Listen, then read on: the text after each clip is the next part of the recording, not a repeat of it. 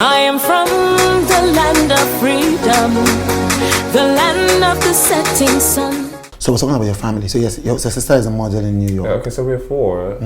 We're five actually, but my older brother, he lives in New York. He does real estate. I'm the second, and my sister, the third one, she's a model, and the fourth one is just Toshi. Right. So your sister won a competition, didn't she? Yeah, she won the Elite Model look. Yes. 2 years ago. She was one of the biggest success stories from that I hear. I was almoys somebody last week. Well, yeah, actually, yeah, she's good. Yeah. So okay. So there's half creative in the family, half.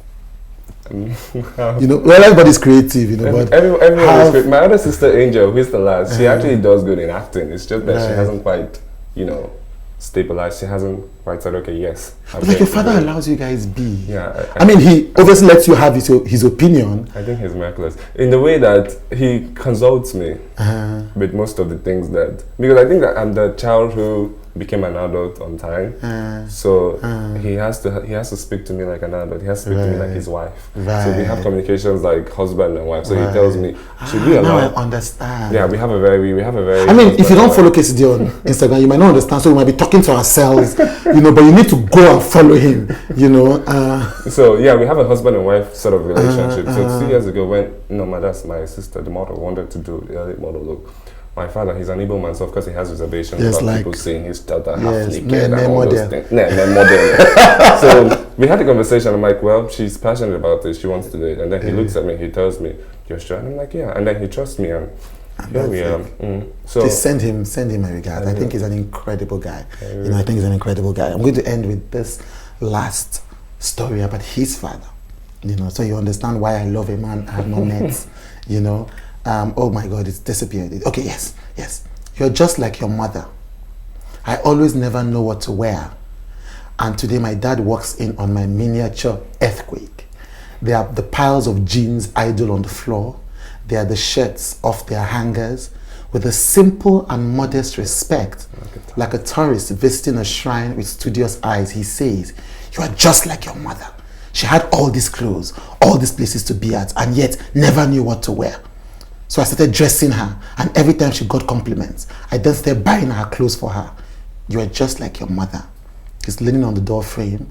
I am standing in the middle of the mess I have on the floor, and then he goes and gives me his checkered shirt, helps me with the sleeves, bends to pick a shoe he insists will go with the ensemble. I look at him.